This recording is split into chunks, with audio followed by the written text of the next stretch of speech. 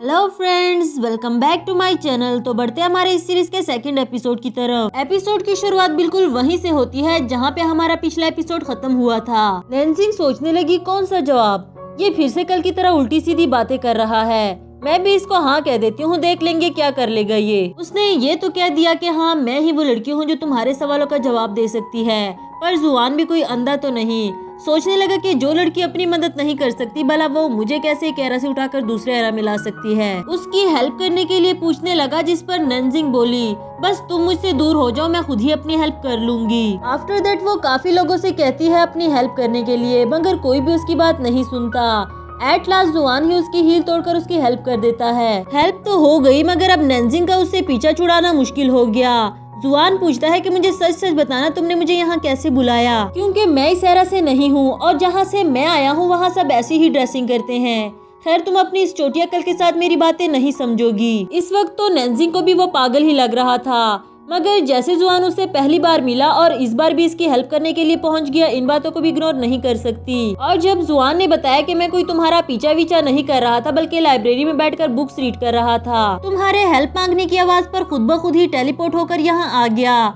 ये सुनकर तो नंजिंग भी काफी ज्यादा शॉक्ड हो गई और फौरन से उसका नाम पूछने लगी, ये जानने के बाद कि इसका नाम चेन जुआन ली है। जान बचाने के लिए फौरन से भागते हुए बस में चढ़ गई। बिकॉज जुआन एक डेविल है, उसे किसी और ने नहीं बल्कि नंजिंग ने खुद ही तो क्रिएट किया था। नेक्स्ट सीन में हम उसे फेरी पार्क में खड़े सोचते हुए देखते हैं कि ये सब कुछ कहीं उस विश की वजह से तो नहीं हुआ। वो ये सब कुछ अभी सोच ही रही थी कि पीछे से जुआन आ जाता है। कहने लगा कि मुझसे पीछा छुड़ाना इतना आसान नहीं। मैं जानता हूँ कि तुम में मुझे यहाँ लाने की कैपेबिलिटी नहीं है, मगर बाय मिस्टेक तुमने कुछ न कुछ तो ऐसा किया है जिसकी वजह से मैं यहाँ आ गया हूँ। नंजिंग बोली तुम्हें तो खुश होना चाहिए ना, तुम एक एंशिएंट हो फिर भी तुम्हें मॉडर्न लाइफ मिली, अच्छे कपड़े, अच्छा ट्रीटमेंट, और तुम्हें क्या चाहिए। जुआन उसकी तरफ बढ़ते हुए बोला मुझे इसमें से कुछ भी नहीं चाहिए। तुम अपने दिमाग पर जोर लगाकर सोचो, तुमने उस वक्त ऐसा क्या किया था जो मैं यहाँ आ गया। नंजिंग ने बताया कि मैंने तो और कुछ भी नहीं किया था, बस एक विश ही तो मांगी थी। एंड जुआन बोला कहीं तुमने किसी हैंडसम लड़की की विश तो नहीं कर ली थी। ये बोली तुम्हें शर्म नहीं आ रही है सब कुछ बोलते हुए, मैंने तो बस अपनी इंटरव्यू पास होने की विश की थी। जिस पर जुआन बोला कि तुम्हें मांगते हुए शर्म नहीं आई तो फिर मुझे बोलते हुए क्यों आए। खैर अब जो भी हुआ, तुम्हें फिर से विश मांगनी होगी मुझे यहाँ से वापस भेजने की, और ये कोइन वैसे ही पानी में गिराना होगा। नंजिंग भी दिल ही दिल में ये बात तो जान ही गई थी कि ये सब कुछ उस विश की वजह से हुआ। फिर विश करते हुए बोली अगर वो अनफॉरगेटेबल लव जुआन ही है तो मुझे नहीं चाहिए गॉड, प्लीज इसको वापस भेज दो। कॉइन भी पानी में फेंक दिया, मगर जुआन तो अभी भी वहीं का वहीं खड़ा है, उसे कुछ भी नहीं हुआ। क्योंकि लास्ट टाइम भी नंजिंग ने ये सब कुछ ख्वाब में देखा था, तो इस बार भी जुआन उसे सोने के लिए कहता है। हमारी नंजिंग को यहाँ पब्लिक प्लेस में लेटकर नींद नहीं आती। कहने लगी अगर कोई हमें देख लेगा तो हमें पागल ही समझेगा ना, जबकि जुआन को तो सिर्फ अपने वापस जाने से मतलब था। उसके मुंह पर उंगली रखते हुए उसे चुप करके सोने के लिए कह दिया। जैसे तैसे करके वो सो गई और ख्वाब में ही एक अजीब सी जगह में आ गई, जो कि ये फेरी पार्क ही था, मगर आसपास का तो वहाँ कुछ भी नहीं। वही एजेड मैन फिर से आता है, उसको अपना इंट्रोडक्शन करवाते हुए बोला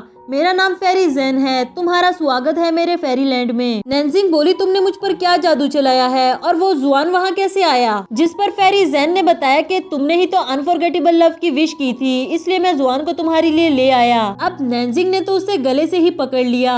मुझे नहीं चाहिए, वो एक डेविल है, उसे वापस ले जाओ, मैंने उसके बारे में खुद ही तो लिखा था, मैं कैसे भूल जाऊं। मगर फेरी जेन बोला कि मेरी पावर्स लिमिटेड ही है, मैं उसको वापस नहीं ले जा सकता, और थोड़ी बहुत बुराई तो हर किसी में होती है। वो स्मार्ट है, हैंडसम है, उसे मार्शल आर्ट आती है। तुम जैसी लड़की जिसे कभी किसी लड़के ने उस नजर से देखा तक नहीं, तुम्हें और क्या चाहिए। उसे उसका कॉइन देकर वापस भेज देता है, क्योंकि वो मजीद फेरीलैंड में नहीं रुक सकती थी और जुआन को वापस भेजने में जेन उसकी हेल्प नहीं कर सकता। जागने के बाद सोचने लगी कि मैं तो काफी बड़ी मुसीबत में फंस गई, बेहतर होगा कि मैं खामोशी से यहाँ से भाग जाऊँ, वरना ये डेविल तो पता नहीं मेरे साथ क्या कुछ करेगा। फिर घर जाते ही फौरन से रूम में चुप गई और मॉम के पूछने पर बताया कि मैं थोड़ी सी थक गई हूँ, बस थोड़ा सा आराम करना चाहती हूँ। उसकी मॉम को लगा कि शायद इंटरव्यू अच्छा नहीं हुआ इसलिए ऐसा बिहेव कर रही है, उसको आराम करने के लिए छोड़कर वहाँ से चली गई। इधर नंजिंग अपना नॉवल डिलीट कर देती है, ये सोचकर कि अगर मैं नॉवल डिलीट कर दूंगी तो जुआन भी हमारे मॉडर्न एरा से डिलीट हो जाएगा। इसी के साथ वो सुकून की नींद सो गई और नेक्स्ट मॉर्निंग उसे अपना फ्लोर पर पड़ा हुआ मिला, जबकि इसके बेड पर तो जनाब जुआन लेटे हुए थे।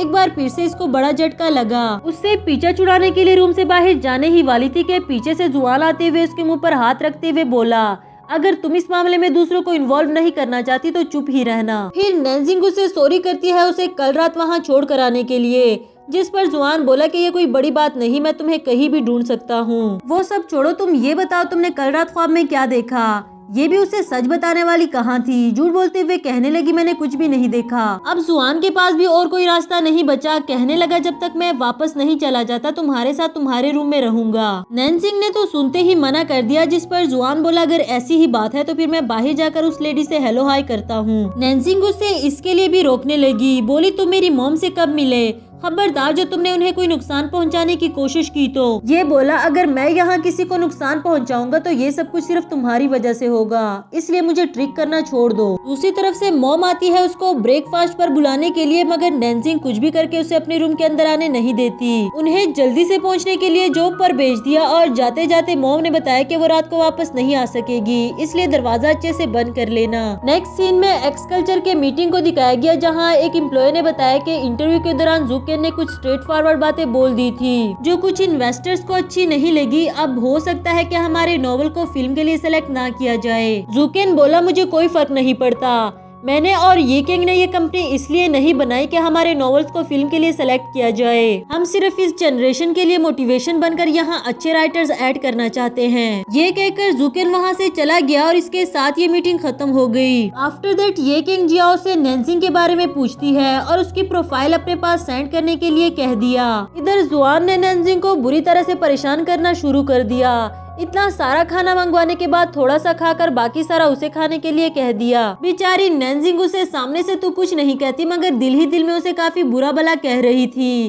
क्योंकि जुआन भी उसे सर्वेंट की तरह ट्रीट करता है। आफ्टर दैट बात लेने के लिए उसका वॉशरूम यूज करने के लिए भी चला गया और हमारी नैन्जिंग उसे इसके लिए भी रोकती रही। रुकना तो दूर की बात, जुआन ने उसे बात में हेल्प करने के लिए भी बोल दिया। अगर वो नहीं करेगी तो नुकसान उसी को उठाना होगा। किसी बड़े नुकसान से बचने के लिए उसे ये भी करना पड़ा, मगर जुआन से तो उसका ब्लाइंड फोल्ड पहना हुआ भी हजम नहीं हुआ, उसे वो भी उतरवा देता है। फॉर्चुनेटली नैन्जिंग ने जैसे ही अपनी आंखें खोली, जुआन पूरी ड्रेसिंग करके उसके पीछे खड़ा था। फिर उसको पुश करते हुए वहाँ से बाहर जाने के लिए कहने लगी, मगर बैलेंस खराब होने की वजह से खुद ही स्लिप हो गई। गिरने से तो उसे जुआन बचा लेता है, मगर उसके मुंह से थैंक यू सुनने के बाद उसे वापस गिरा दिया। नैन्जिंग को तो काफी ज्यादा गुस्सा आ रहा था, बट जुआन का कैरेक्टर क्रिएट भी तो उसी ने किया है, अब उसे झेलना भी तो पड़ेगा। आफ्टर दैट टीवी में देखने के बाद जुआन ने मॉडर्न ड्रेसिंग और हेयर स्टाइल बनाने का डिसाइड किया, क्योंकि वो इस मॉडर्न एरा में कुछ टाइम के लिए तो रहने वाला है और ऐसे एंशिएंट बनकर तो नहीं रह सकता। हेयर कटिंग के लिए नैन्जिंग ने उसे सीजर तो दे दी, मगर कहने लगी हमारे घर मैन क्लोथ्स नहीं, बिकॉज यहाँ सिर्फ मैं और मेरी मॉम ही रहते हैं। ब्रदर और डैड के बारे में पूछने पर नैन्जिंग ने बताया कि ये दोनों काफी पहले ही इस दुनिया से जा चुके हैं। कुछ सेकंड्स के लिए जुआन को उसके लिए बुरा लगा, बट फिर कहने लगा ये मेरा मसला नहीं है, तुम जहाँ से मर्जी लेकर आओ। इसके बाद सीसी अपने भाई का पुराना स्कूल यूनिफॉर्म लेकर इसके पास पहुँच जाती है, क्योंकि इसे जुआन के लिए कपड़े चाहिए थे, पर उसे अपने घर में इंटर होने नहीं देती, हालांकि उसे जोर की आ रही थी।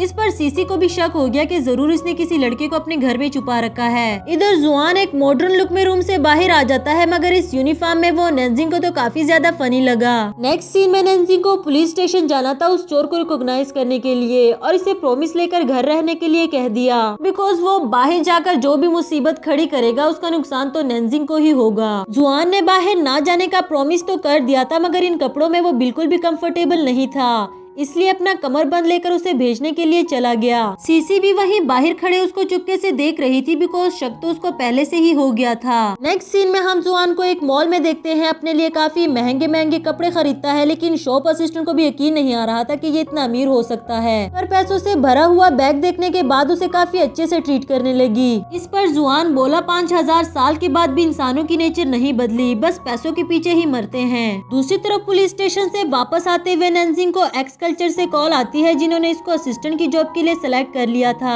ये सुनने के बाद तो उसकी खुशी का कोई ठिकाना ही नहीं था और वही जंपिंग शुरू कर देती है। तभी उसे कुछ गुंडों ने घेर लिया, जो कि वही चोर था जिसे वो पुलिस के हवाले करना चाहती थी। वैसे तो नैन्जिंग काफी ब्रेव थी, उनको काफी अच्छे से डील करती है, उनसे लड़कर अपनी जान बचाने लगी। कुछ टाइम बाद जब वहाँ आग लगी तो नैन्जिंग डर जाती है और काफी अजीब बिहेव करने लगी। शायद ही आग से उसकी कोई बैड मेमोरीज जुड़ी थी। वही जुआन आता है, जिसने दूर से ही चोर को कॉइन मारकर नीचे गिरा दिया। वो लोग भी काफी ज्यादा शॉक्ड हो गए। इसी के साथ हमारा यह एपिसोड भी खत्म हुआ।